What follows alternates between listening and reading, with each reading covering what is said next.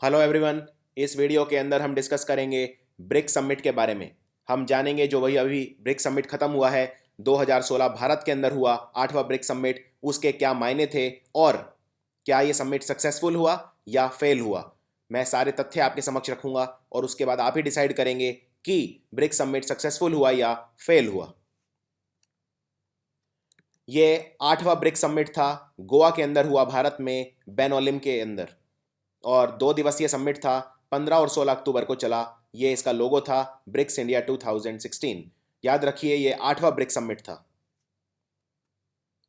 और आप जानते हैं कि जो ब्रिक्स में 5 देश हैं वो हैं ब्राज़ील। तो ब्राज़ील की तरफ से आए वहाँ के राष्ट्रपति मिशेल टमेर अभी अभी ये राष्ट्रपति बने हैं, दिल्मा रूसेफ को हटाकर। दिल्मा रूसेफ को वहाँ की संसद ने इम्पीच कर दिया। रशिया के सबसे स्ट्रांग आदमी और वहाँ के प्रेसिडेंट व्लादिमीर पुतिन, रशिया के ही नहीं पिछले 2 साल से लगातार दुनिया के सबसे ताकतवर आदमी भी इन्हें कहा जा रहा है फोर्ब्स मैगजीन द्वारा।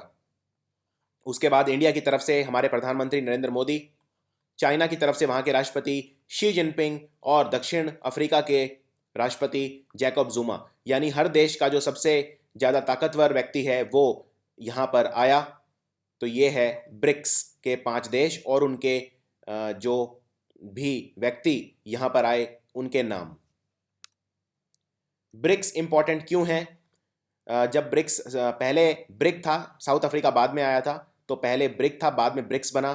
ब्रिक ये सबसे पहले गोल्डमैन सैक्स के मिस्टर जिम ओनिल ने कहा था कि आने वाले समय में ये 4 देश दुनिया का जो सारा व्यापार है वो डिटरमाइन करेंगे। उसके बाद ब्रिक को बनने की जो प्रक्रिया है वो तेज़ हो गई और ये 4 देश एक साथ आ गए। साउथ अफ्रीका बाद में आ गया और ये बन गया ब्रिक्स।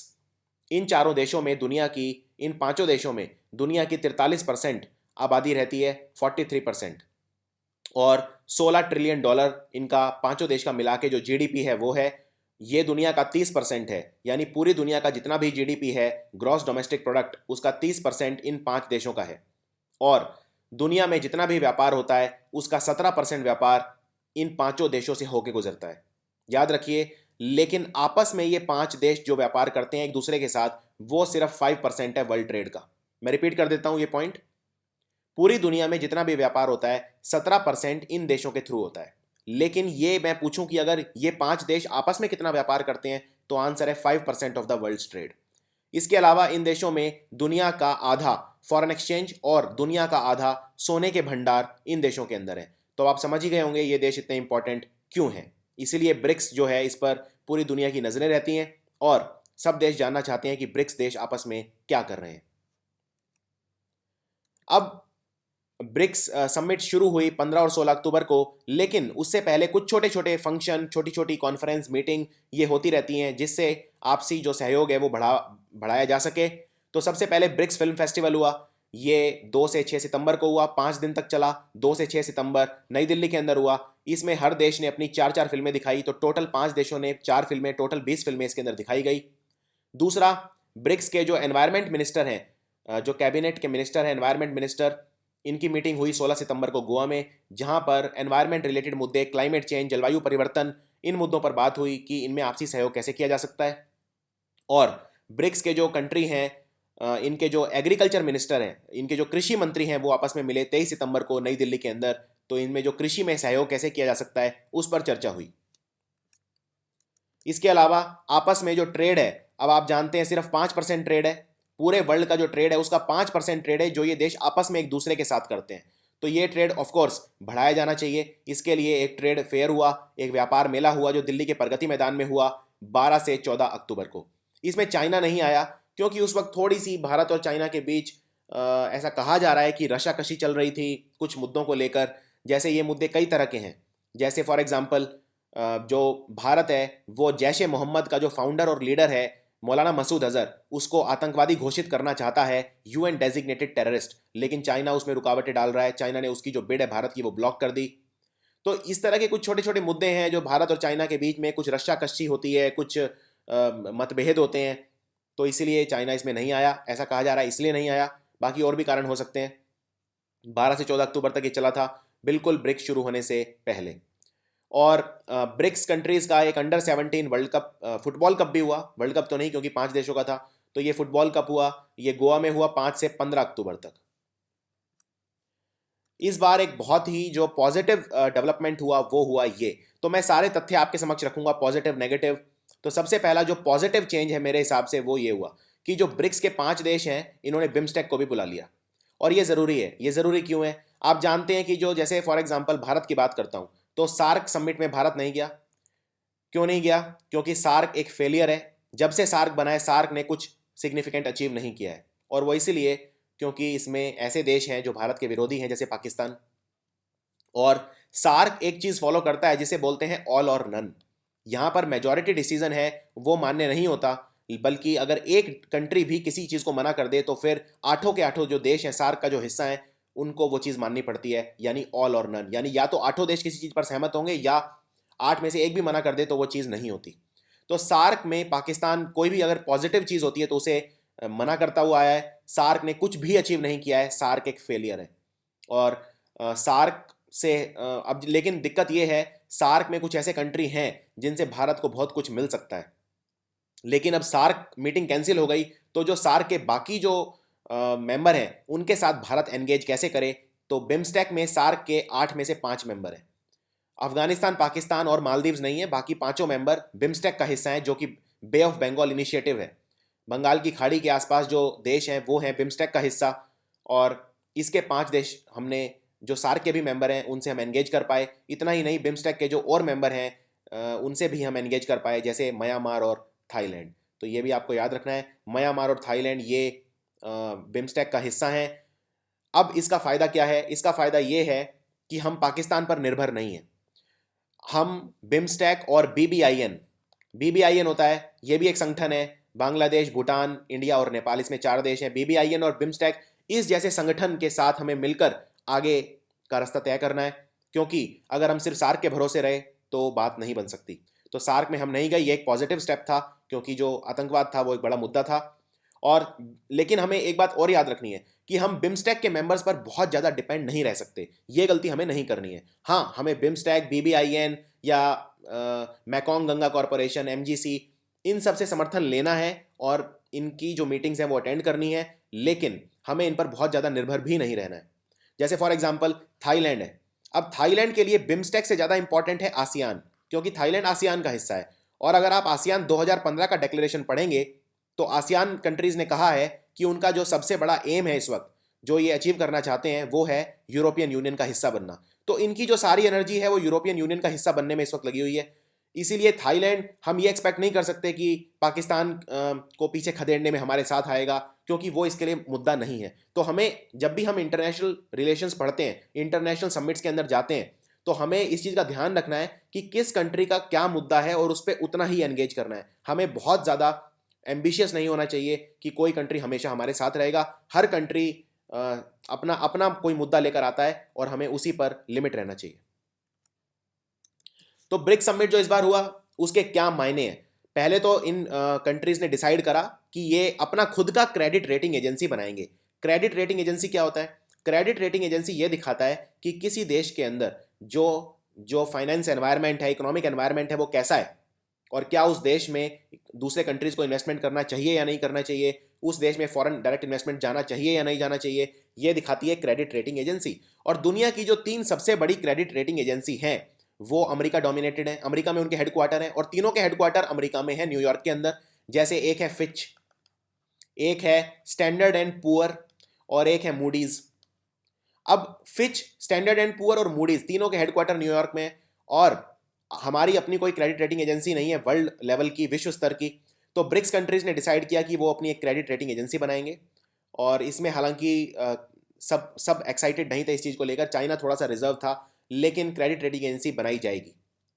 दूसरा, न्यू डेवलपमेंट बैंक बन चुका है, आप जानते हैं, इसका हेडक्वार्टर शंघाई में है, और इसके जो प्रेसिडेंट हैं वो भारतीय हैं, केवी कामत। लेकिन इस बैंक के साथ कॉपरेशन कैसे करना है ये अभी तक ये कंट्रीज फिगर आउट नहीं कर पाए हैं। देखिए, पहली बात तो हमें यह समझना होगा कि ब्रिक्स जो बना है, 5 देश साथ आए हैं, बहुत अच्छी बात है, हमने एक ग्रुप बनाया है, लेकिन हमारे मकसद अलग अलग हैं। हमारे ब्रिक्स को ज्वाइन करने के मकसद अलग अलग हैं। चाइना का मकसद है कि वो दुनिया में अपना आधिपत्य जमाना चाहता है, अमेरिका को हराना चाहता है।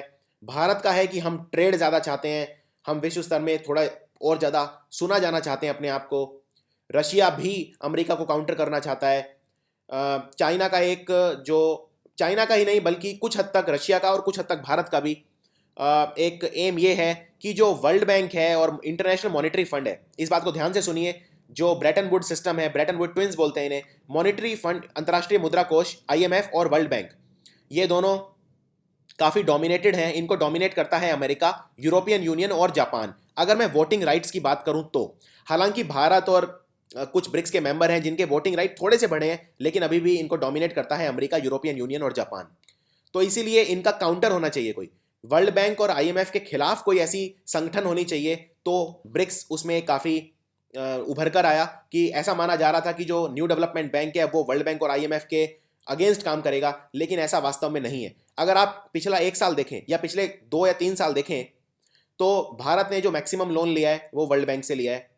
अगर वास्तव में न्यू डेवलपमेंट बैंक इतना भारत के लिए इफेक्टिव होता तो भारत न्यू डेवलपमेंट बैंक से लोन लेता, लेकिन भारत में जितने भी प्रोजेक्ट बन रहे हैं सबको वर्ल्ड बैंक फाइनेंस कर रहा है या एडीबी फाइनेंस कर रहा है, एशियन डेवलपमेंट बैंक, जो जापान डोमिनेटेड है। और एडीबी से हमें लोन आसानी से इसलिए मिल जाता है क्योंकि जापान हमारा बहुत अच्छा दोस्त है। यानी एनडीबी उतना कारगर नहीं हो रहा है जितना सोचा जा रहा था, यह भी आपको याद रखना है। और एनडीबी में जो इनिशियल कॉर्पस फंड रखा था, $100 बिलियन रखा था, उसमें भी चाइना का सबसे ज्यादा हिस्सा है, यानी अगेन इसको चाइना डोमिनेट कर रहा है। तो ये सब फैक्टर्स हैं जो ब्रिक्स को उतना उभरने नहीं दे रहे। चाइना का जो रोल है इसमें बहुत इंपॉर्टेंट है और वो इंपॉर्टेंट ही रहेगा, और उसके कारण मैं आपको बताऊंगा। तो पहला तो ये है कि जो क्रेडिट रेटिंग एजेंसी बन रही है ये एक थोड़ा सा पॉजिटिव स्टेप है, क्योंकि जो Fitch, standard and poor, Moody's तीनों अमेरिका के कंट्रोल में। और दूसरा, जो न्यू डेवलपमेंट बैंक है वो उतना अच्छा काम नहीं कर रहा है, ये एक ब्रिक्स का फेलियर कहा जा सकता है। आगे देखते हैं। नरेंद्र मोदी का भाषण बहुत ही मैंने आराम से सुना, बहुत ही ध्यान से सुना। उसमें उन्होंने कहा कि जो सारे देश हैं, पहली बात तो मोदी ने पाकिस्तान को कहा मदरशिप ऑफ टेरर। उनके जो एग्जैक्ट शब्द हैं वो हैं ये कि पाकिस्तान मदरशिप ऑफ टेरर है।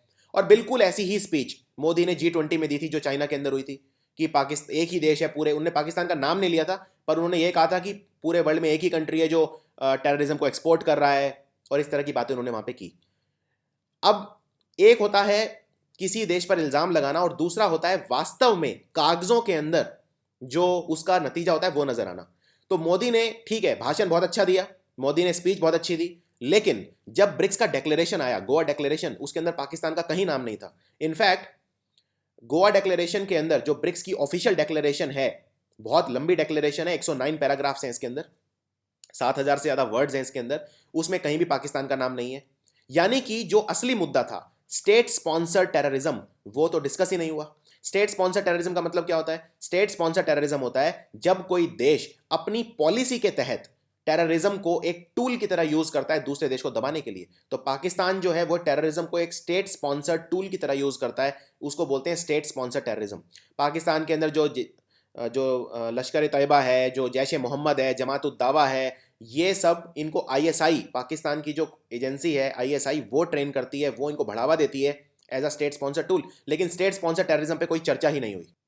और जब ब्रिक्स डिक्लेरेशन आया तो उसके अंदर लश्कर तैयबा और जैश ए मोहम्मद का नाम ही नहीं था। नाम किसका था? इस्लामिक स्टेट का था, आईसिस। आईसिस भारत के लिए कोई बड़ा खतरा नहीं है। इनफैक्ट आईसिस ने भारत से रिक्रूटमेंट करने की कोशिश भी की, भारत से जो लड़ाके हैं उन्हें अपने अंदर इंक्लूड करने की कोशिश की, लेकिन भारत के किसी भी आद व्यक्ति ने आईसिस ज्वाइन करने से मना कर दिया। भारत में जितने भी मुस्लिम क्लर्जी हैं, जो मुस्लिम रिलीजियस ऑर्गेनाइजेशन हैं, उनके जितने भी हेड हैं, उन सब ने इसको डिनाउंस किया, और भारत के मुसलमानों ने किसी ने भी आईसिस को ज्वाइन नहीं किया। तो आईसिस भारत में बहुत बड़ा फेलियर रहा, आईसिस से भारत को खतरा कम है। और जो अल कायदा की प्रॉक्सी ऑर्गेनाइजेशन है जबात अल नसरा, जिसका नाम था ब्रिक्स डिक्लेरेशन में, इससे भी भारत को कोई खतरा नहीं है। इससे खतरा सिर्फ चाइना और रशिया को है। चाइना में वैसे भी टेररिज्म कोई बड़ा इशू नहीं है। हाँ, चाइना में थोड़ा बहुत टेररिज्म है जो जिनजियांग प्रोविंस वगैरह में है, वेस्टर्न चाइना में, लेकिन मोर और लेस चाइना में टेररिज्म उतना बड़ा इशू नहीं है। रशिया में भी टेररिज्म उतना बड़ा इशू नहीं है। तो हम जो पाकिस्तान को आइसोलेट करने के ख्वाब देख रहे हैं, उनको बहुत ज्यादा बल नहीं मिला ब्रिक्स से, ये बात आपको याद रखनी है, क्योंकि जो ब्रिक्स डिक्लेरेशन है उसमें उसका जिक्र नहीं था। हाँ, मोदी चाहे अपने भाषण में कुछ भी कहें, लेकिन ब्रिक्स डिक्लेरेशन में उसका जिक्र नहीं था। एक बात हमें और याद रखनी है, हमारी जो ये रणनीति है कि हम पाकिस्तान को आइसोलेट करेंगे समिट्स में ना जाके, ये इस बार काम कर गई, सार्क में काम कर गई, लेकिन जरूरी नहीं है हर बार काम करे। जैसे फॉर एग्जांपल पिछले साल ही भारत और पाकिस्तान दोनों शंघाई कॉपरेशन ऑर्गेनाइजेशन यानी एससीओ के मेंबर बने हैं। एससीओ की मीटिंग होगी तो क्या हम एससीओ में भी नहीं जाएंगे क्योंकि पाकिस्तान उसका मेंबर है? ऐसा नहीं हो सकता। यानी सेम नीति हर बार काम नहीं कर सकती, तो हमें इस बात पे थोड़ा सा केयरफुल रहना है। और पाकिस्तान को जो आइसोलेट करने का जो मोमेंटम था वो इस ब्रिक्स समिट में नजर नहीं आया। दूसरा, जो द्विपक्षीय वार्ताएं हुई, द्विपक्षीय वार्ता मतलब जो बाइलेटरल्स होते हैं, जैसे फॉर एग्जांपल ब्रिक्स में पुतिन आए। अब पुतिन ने सोचा कि ब्रिक्स अटेंड कर रहा हूं तो लगे हाथ एक इंडिया और रशिया आपस में भी बात कर लेते हैं, तो इसको बोलते हैं बाइलेटरल्स, जिसको अंग्रेजी में कहा जाता है bilaterals taking place on the sidelines of a summit. यानी कोई समिट होता है तो उसके साइडलाइंस में जो द्विपक्षीय वार्ताएं हैं वो भी होती रहती हैं। उनमें पॉजिटिव जरूर थे, जैसे भारत और चाइना की बात हुई, लेकिन इसमें भी भारत ने जो की मुद्दे हैं उन पर बात नहीं की। जैसे nuclear supplier group, nuclear supplier group में चाइना ने पहले हाँ कर दिया था, भारत को कमिटमेंट दे दी थी, लेकिन जब एक्चुअल में एनएसजी पे वोटिंग की बात आई तो चाइना ने मना कर दिया। इस बार भी नरेंद्र मोदी ने पुश किया कि न्यूक्लियर सप्लायर ग्रुप भारत का हिस्सा, भारत इसमें होना चाहिए, इस पर बात हुई, लेकिन नरेंद्र मोदी ने इस बारे में कोई बात नहीं की। $50 बिलियन का चाइना का एनुअल ट्रेड सरप्लस है भारत के साथ। इसका मतलब क्या है? इसका मतलब ये है $50 बिलियन, $1 बिलियन को आप 6,700 करोड़ ले सकते हैं आज की अगर डॉलर रुपी एक्सचेंज रेट की बात करूं तो, यानी लगभग इसको मान सकते हैं आप 3.5 लाख करोड़ रुपया ऐसा है जिसका जो ट्रेड है भारत चाइना से सामान खरीदता ज्यादा है बेचता कम है। ये डेफिसिट है, ये ट्रेड सरप्लस है चाइना का भारत से, यानी कि हम चाइना से आयात बहुत ज्यादा करते हैं। $50 बिलियन जो हमारा डेफिसिट है वो है, और इस बारे में कोई बात नहीं हुई। इनफैक्ट आजकल मैं देख रहा हूं सोशल मीडिया पे इस तरह की बातें बहुत चल रही हैं कि चाइना का सामान बाइकआउट कर दो, चाइना में बनी हुई चीजें मत खरीदो, लेकिन सच्चाई ये है कि जब नरेंद्र मोदी प्रधानमंत्री बने थे तो लगभग हमारा जो चाइना से जो डेफिसिट था वो $25 बिलियन के आसपास था, और अब 50 बिलियन यानी डबल हो चुका है। यानी पिछले 2.5 साल में चाइना से जो हमारा ट्रेड है जो लॉपसाइडेड है, तो वो लॉपसाइडेड एंगल डबल हो चुका है। तो हमें इस बात पे केयरफुल रहना पड़ेगा कि हम एक्चुअल फिगर्स पर जाएं और सिर्फ जो जो हम सोशल मीडिया पर देखते हैं उसको ज़्यादा ध्यान ना दें। दूसरी बात, one belt one road, China का जो सबसे बड़ा मोटिव है वो है वन बेल्ट वन रोड। अब Bharat one belt one road को सपोर्ट नहीं करता, mainly China Pakistan economic corridor की वजह से, क्योंकि उससे भारत को खतरा हो सकता है, लेकिन दुनिया ऐसा नहीं सोचती। इनफैक्ट बिम्स्टेक के ज्यादातर कंट्रीज, सार्क के ज्यादातर countries one belt one road को लेकर पॉजिटिव है, और सेंट्रल एशिया के कंट्री भी पॉजिटिव है, जैसे कजाकिस्तान, उज्बेकिस्तान, किर्गिस्तान, ये सब कंट्रीज हैं जो वन बेल्ट वन रोड को लेकर पॉजिटिव है। यानी भारत को बहुत ज़्यादा समर्थन नहीं मिल रहा वन बेल्ट वन रोड को काउंटर करने का, और भारत ने चाइना से भी इस बारे में कोई बात नहीं की कि सीपीईसी जो है उसको किस तरह से उस पर हमारी जो हमारे रिजर्वेशंस हैं, हमारी जो शंका है उस पर बात की जाए। हमने सिर्फ चाइना से बात की मेनली एनएसजी से रिलेटेड, मेनली जो बात हुई वो आपस में ट्रेड बढ़ाने को लेकर हुई। लेकिन हमें एक बात और याद रखनी है, अगर हम चाइना से या किसी भी देश से इकोनॉमिक कॉपरेशन चाहते हैं, देखिए दो देश आपस में जो इकोनॉमिक वार्ता करते हैं, इकोनॉमिक कॉपरेशन करते हैं, इकोनॉमिक टाई अप करते हैं, वो सक्सेसफुल कब होते हैं? वो सक्सेसफुल तब होते हैं जब दो देश एक दूसरे में इन्वेस्टमेंट करते हैं। चाइना और भारत, रशिया और भारत, ब्राजील और भारत, जो भी कंट्रीज हैं, हम आपस में चाहे ट्रेड एक दूसरे से जरूर करते हैं लेकिन हम इन्वेस्टमेंट नहीं करते। चाइना भारत में बिल्कुल इन्वेस्टमेंट नहीं करता, ट्रेड करता है, इन्वेस्टमेंट नहीं करता। चाइना अपना इन्वेस्टमेंट करता है अफ्रीका के अंदर, जैसे दक्षिण अफ्रीका में, अफ्रीका के जो दूसरे देश हैं। भारत अपना इन्वेस्टमेंट करता है, यानी भारत जो फॉरेन डायरेक्ट इन्वेस्टमेंट करता है वो अपनी मैक्सिमम करता है यूके और यूएसए के अंदर। ब्राजील अपनी जो इन्वेस्टमेंट करता है वो करता है साउथ अमेरिकन कंट्रीज के अंदर। यानी कि हम इन्वेस्टमेंट एक दूसरे के अंदर जब तक नहीं करेंगे तो इकोनॉमिक जो टाई अप है, इकोनॉमिक जो मजबूती, आर्थिक मजबूती देशों के बीच में कैसे आएगी? सिर्फ ट्रेड से नहीं आ सकती, ये भी आपको याद रखना है। तो और एक बात और मैं आपको बता देता हूं, जो ये द्विपक्षीय वार्ताएं होती हैं, जो बाइलेटरल्स होते हैं, यानी भारत और चाइना के बीच, भारत और रशिया के बीच, इनको ब्रिक्स की उपलब्धि नहीं समझी जानी चाहिए। भारत और चाइना को अगर एनएसजी की बात करनी है तो भारत के प्रधानमंत्री जब चाइना जाते हैं, या चाइना के राष्ट्रपति या चाइना के प्रधानमंत्री जब भारत आते हैं, तब भी ये बातें की जा सकती हैं। भारत और चाइना या भारत और रशिया की अगर कोई बात है तो वो ब्रिक्स की उपलब्धि नहीं है। ब्रिक्स की उपलब्धि सिर्फ वही होगी जो ब्रिक्स की होगी। अब चाइना के और हमारा एक बहुत बड़ा चैलेंज ये भी है, चाइना पूरी दुनिया को डोमिनेट करना चाहता है। चाइना की जो मुद्रा है युआन, तो चाइना चाहता है कि उसमें ट्रेड हो जिससे चाइना डॉलर और यूरो के अगेंस्ट खड़ा हो जाए। और इसीलिए चाइना जो ब्रिक्स के बाकी कंट्रीज हैं उनको युआन लोन्स दे रहा है। जो लोन दे रहा है वो युआन के अंदर दे रहा है, जो चाइना की करेंसी है। इससे चाइना का जो दुनिया में जो इन्फ्लुएंस है वो बढ़ेगा, और डॉलर और यूरो को, चाइना के जो सपने हैं कि डॉलर और यूरो के अगेंस्ट जो अपनी करेंसी चाइना खड़ी कर देना चाहता है, उसमें भी इसको बल मिलेगा। दूसरा, चाइना एक्सपोर्ट सब्सिडीज बहुत देता है, इस वजह से चाइना फ्रीली एक्सपोर्ट करता है, और इस वजह से भारत और दूसरे जो देश हैं इनकी जो मार्केट है चाइनीज गुड से एकदम फ्लडेड होती है। अभी दिवाली आने वाली है, आप देखना जब दिवाली आएगी तो हमारे जो दिए तक हैं वो चाइनीज होंगे। क्यों होंगे? क्योंकि भारत की जो पूरी मार्केट है वो चाइनीज डंपिंग होगी, चाइनीज प्रोडक्ट्स की डंपिंग होगी उसमें, जैसे चाइना ब्राजील के अंदर करता है। इस वजह से क्या होता है, हमारा जो मैन्युफैक्चरिंग सेक्टर है वो बर्बाद हो जाता है। जैसे अब अगर मान लीजिए चाइनीज जो दिए हैं वो पूरे भारत के अंदर फैल जाएंगे, तो क्या भारत अपने खुद के दिए यूज करेगा? यानी भारत की जो अपनी मैन्युफैक्चरिंग है वो प्रभावित होगी। तो ये कुछ चैलेंजेस हैं जो हमें फेस करने हैं। चाइना सबसे बड़ा चैलेंज है हमारा ब्रिक्स के अंदर। और दूसरी बात, चाइना को हम हमेशा एज अ एडवर्सरी प्रोजेक्ट करते हैं, यानी एज अ दुश्मन। और अगर चाइना हमारा दुश्मन है तो फिर ब्रिक्स के अंदर क्या कर रहा है?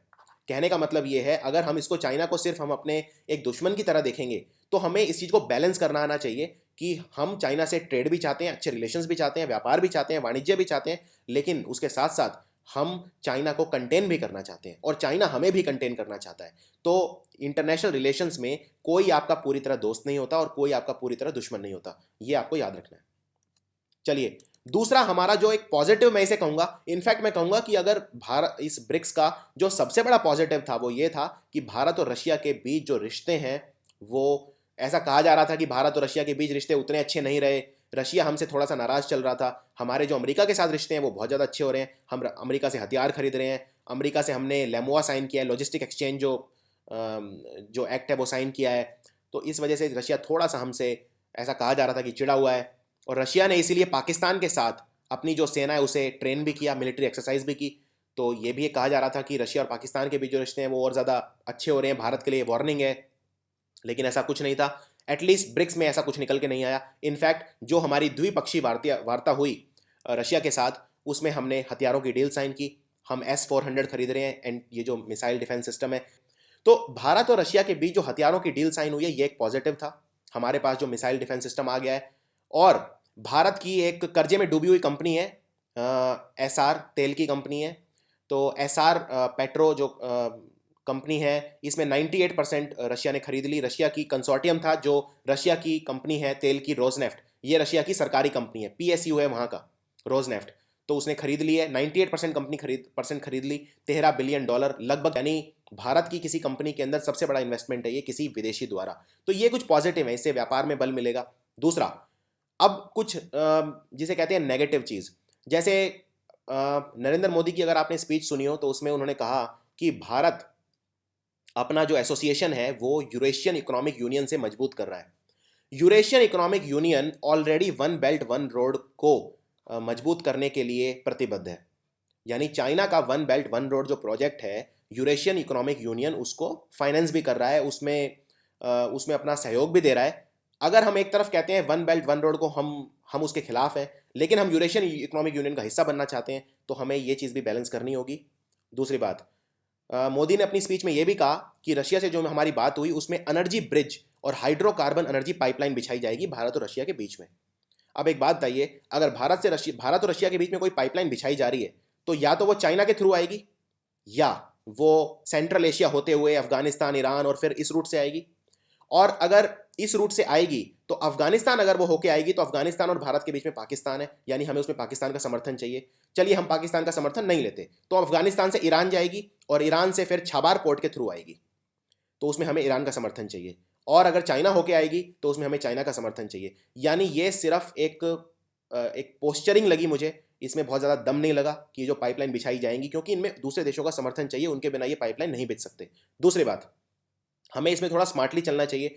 जैसे हम जो नॉर्थ साउथ ट्रेड कॉरिडोर जो बन रहा है, इसमें जो मुख्य रोल है वो भारत, रशिया, रूस और ईरान प्ले कर रहे हैं। तो हम चाहें तो वन बेल्ट वन रोड को इसके साथ लिंक कर सकते हैं, यानी कि वन बेल्ट वन रोड को हम एज अ प्रतिद्वंदी ना देखकर अगर हम इसका समर्थन करें तो ये एक ऑल्टरनेट व्यू है कि उससे हमें इकोनॉमिकली फायदा हो सकता है। लेकिन सारी problem one belt one road में है, सीपीईसी से हमें खतरा हो सकता है। तो ये है रशिया के साथ जो हमारे द्विपक्षीय वार्ता हुई उसके तथ्य। तो इसमें पॉजिटिव, जैसा मैंने बताया, नरेंद्र मोदी ने अपनी स्पीच में एक बड़ी अच्छी बात कही, an old friend is worth two new ones, यानी एक जो पुराना दोस्त है वो दो नए दोस्तों के बराबर होता है।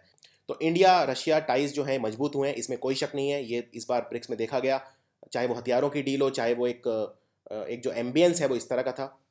दूसरा, लेकिन हमें एक चीज़ याद रखनी है, इस वक्त रशिया को हमारी ज़रूरत कम है और चाइना की ज़रूरत ज़्यादा है। ये मैं बात कर रहा हूँ अगले सिर्फ कुछ महीने। रशिया को हमारी ज़रूरत भी बहुत ज़्यादा है। रशिया की जो करेंसी है वो बहुत डूबी हुई है, रशिया की करेंसी रूबल है। और जो अमेरिका है उसने प्रतिबंध लगा रखे हैं, आर्थिक प्रतिबंध रशिया के ऊपर, मेनली G7 कंट्रीज ने लगा रखे हैं और यूरोपियन यूनियन की कुछ कंट्रीज ने लगा रखे हैं। तो इससे रशिया की जो करेंसी है, रशिया की जो इकोनॉमी है वो नीचे जा रही है। चाइना की जो इकोनॉमी है वो भी नीचे जा रही है। हालांकि चाइना का जो जीडीपी है भारत के 5 गुना है, तो इतना फर्क अभी देखने को नहीं मिल रहा, लेकिन चाइना की इकोनॉमी भी नीचे जा रही है। ब्राज़ील की इकोनॉमी पूरी तरह से कोलैप्स हो चुकी है, खत्म हो चुकी है, ब्राज़ील बिल्कुल नीचे जा चुका है। साउथ अफ्रीका बिल्कुल नीचे जा रही है उसकी इकोनॉमी। यानी कि जो ब्रिक्स कंट्रीज हैं उनमें सिर्फ भारत की अर्थव्यवस्था है जो स्ट्रांग है। तो रशिया को हमारी ज़रूरत है। और रशिया को हमारी ज़रूरत क्यों है? क्योंकि रशिया की इकोनॉमी अगर कोलैप्स हो रही है, रशिया को तेल बेचने के लिए भी कोई चाहिए, तो भारत से वो एनर्जी सिक्योरिटी चाहता है, भारत को एनर्जी सिक्योरिटी देना चाहता है और बदले में भारत का धन चाहता है। और रशिया भारत को हथियार भेजता है, उससे भी उसकी अर्निंग होती है। लेकिन रशिया को इमीडिएटली ज़रूरत चाइना की है, और मैं बताता हूँ क्यों। अगर आपने पुतिन का पिछले हफ्ते का इंटरव्यू सुना हो, तो पुतिन ने कहा कि चाइना के खिलाफ जो साउथ चाइना सी में जो मुकदमा डाला था फिलीपींस ने, वो फिलीपींस जीत गया। यानी इंटरनेशनल कोर्ट ऑफ जस्टिस ने कह दिया कि साउथ चाइना सी पे चाइना का हिस्टोरिकल बेसिस पे कोई भी राइट नहीं है।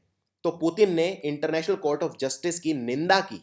उन्होंने कहा कि चाइना को बोलने का मौका ही नहीं दिया गया, ये एक यूनिलेटरल जजमेंट था। यूनिलेटरल मतलब सिर्फ एक पक्ष का व्यू सुना गया, चाइना की बात ही नहीं सुनी गई। तो पुतिन ने चाइना का समर्थन किया।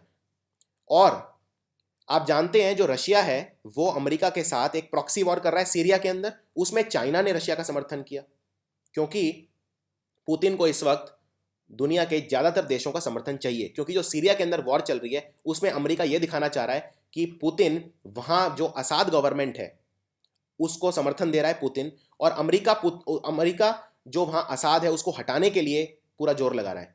हालांकि अमेरिका ये दिखाना चाह रहा है कि जो असाद है वो एक टेररिस्ट है, या वो जो ग्लोबल सिनारियो है उसको डिसरप्ट कर रहा है, इसलिए असाद को हटाना ज़रूरी है। यही स्ट्रेटेजी अमेरिका ने लिबिया और दूसरे देशों में भी अपनाई। गद्दाफी को हटा दिया, इजिप्ट में मुबारक को हटा दिया। लेकिन रशिया अमेरिका का ये गेम समझ गया था और रशिया ने सीरिया में अमेरिका के खिलाफ ये एक एक्शन लिया। और अब मोसुल, अलेपो वगैरह इन सब जगह पे रशिया स्ट्रांग नज़र आ रहा है और अमेरिका सीरिया में जो वॉर है वो हारता हुआ नज़र आ रहा है। तो इसलिए रशिया को चाइना का सपोर्ट चाहिए और चाइना रशिया का समर्थन कर रहा है। यानी हमें एक ऐसा पाइवॉट बनाना है, एक ऐसा फलक्रम बनाना है जिसमें हम रशिया और चाइना दोनों को बैलेंस कर सकें। भारत और ब्राज़ील के बीच जो जो व्यापार होता है वो बहुत ही कम है, जो ट्रेड होता है बहुत ही कम है। इनफैक्ट भारत का पिछले साल की अगर मैं बात करूं, जितना भी व्यापार था उसका सिर्फ 1.21% ब्राज़ील के साथ था। और ब्राज़ील और भारत के बीच जो पोटेंशियल है वो बहुत ज़्यादा है। इसीलिए इन्होंने 4 MOU साइन किए हैं, मेमोरेंडम ऑफ अंडरस्टैंडिंग साइन किए हैं इंडिया और ब्राज़ील ने। तो ये जैसे कि एक MOU साइन किया है एग्रीकल्चर एनिमल हस्बेंड्री में, एक फार्मास्यूटिकल में, कैटल जीनोमिक्स में, टोटल 4 MOU साइन किए हैं जो भारत और ब्राज़ील के बीच जो आर्थिक जो सहयोग है उसे बढ़ाएंगे और इकोनॉमिक कॉपरेशन बढ़ाएंगे और व्यापार बढ़ाएंगे। ये एक पॉजिटिव है। और ब्राज़ील में बहुत पोटेंशियल है। ब्राज़ील में कॉफ़ी बहुत ज़्यादा है, चाय बहुत ज़्यादा है, चॉकलेट्स बहुत ज़्यादा है, कोकोआ जिसे कहते हैं। तो ये जो ट्रेड है ये भी दोनों देशों के बीच में काफ़ी ज़्यादा बूस्ट होना चाहिए। एक और पॉजिटिव रहा मेरे ख्याल से, नरेंद्र मोदी ने अपनी जो स्पीच दी उसमें कहा कि देखिए, ब्रिक्स के जो देश हैं, मैंने आपको एक चीज़ बताई थी, आपस में एक दूसरे से कितना व्यापार करते हैं? सिर्फ 5%। बहुत ही ज़्यादा कम है। सिर्फ 250 बिलियन का व्यापार हुआ 2015 के अंदर। ये बहुत ही ज़्यादा कम था, सिर्फ 5% था जितना भी ग्लोबल ट्रेड है उसका। आप खुद सोचिए, 5 देशों में लगभग दुनिया की आधी आबादी रह रही है, 43%, लेकिन जो व्यापार है वो कितना हो रहा है? सिर्फ 5%। यानी कि हमें ये बढ़ाना चाहिए। तो मोदी ने जो अपनी स्पीच दी उसमें कहा कि ये जो व्यापार है अगले 5 सालों में डबल हो जाएगा, यानी $500 बिलियन का टारगेट रखा है। अभी इस साल कितना हुआ? 250 बिलियन 2015 में, और 2019 तक अगले 5 सालों में ये 500 बिलियन टच कर जाएगा। ये टारगेट रखा है। चलो मैं मान लेता हूं कि ये टारगेट पूरा भी हो जाता है, तो क्या ये बहुत ज़्यादा है? क्या 500 बिलियन बहुत ज़्यादा है आपकी नज़र में? अगर 500 बिलियन भी हो गया तो मैं मान लेता हूँ कि वो 10% हो जाएगा, हमें ये और ज़्यादा चाहिए। तो मेरे हिसाब से जो ये टारगेट रखा है ब्रिक्स कंट्रीज़ ने बहुत कम है। मैं आपको एक छोटा सा एग्जाम्पल देता हूँ। चाइना और जापान आपस में एक दूसरे के सबसे बड़े दुश्मन है, और इनके बीच जो जो शत्रुता है वो बढ़ती जा रही है। आप जानते हैं कि जो पूर्वी चीनी सागर है, यानी जो ईस्ट चाइना सी है, उसमें चाइना जापान के बीच जो रिश्ते हैं वो खराब ही होते जा रहे हैं। इतने ज़्यादा खराब रिश्तों के बाद चाइना और जापान के बीच में जो हर साल ट्रेड होता है वो होता है $350 बिलियन। सिर्फ दो देशों के बीच में $350 बिलियन का ट्रेड होता है चाइना और जापान के बीच में। अब आप खुद सोचिए, 5 देशों के बीच में, वो भी आज से 5 साल बाद 500 बिलियन का टारगेट रखा है, जो मेरे हिसाब से काफ़ी कम है। दूसरी बात, ये 500 बिलियन भी तब अचीव होगा जब या तो हम पांचों देशों के बीच में फ्री ट्रेड एग्रीमेंट होगा कि हम ओपनली एक दूसरे से ट्रेड कर सकते हैं, इस बारे में कोई बात ही नहीं हुई। और लेकिन एक अच्छी बात यह हुई कि जो टैक्स और कस्टम कॉपरेशन फ्रेमवर्क है वो बनाया जाएगा, इस पे पांचों देश एग्री कर गए। इससे हमारा जो ट्रेड है वो हम बढ़ा पाएंगे, जो कि अभी सिर्फ 5% है। तो ट्रेड के हिसाब से ये ब्रिक्स समिट एक सक्सेस था। ब्रिक्स में इतनी रुकावटें क्यों आ रही हैं, ब्रिक्स इतना सक्सेसफुल क्यों नहीं हो पा रहा है, इतना उभर क्यों नहीं पा रहा है? क्योंकि कॉमन गोल नहीं है। हर देश का, जैसा मैंने बताया, ब्रिक्स को ज्वाइन करने का रीजन अलग है। हमें कॉमन गोल लाना है।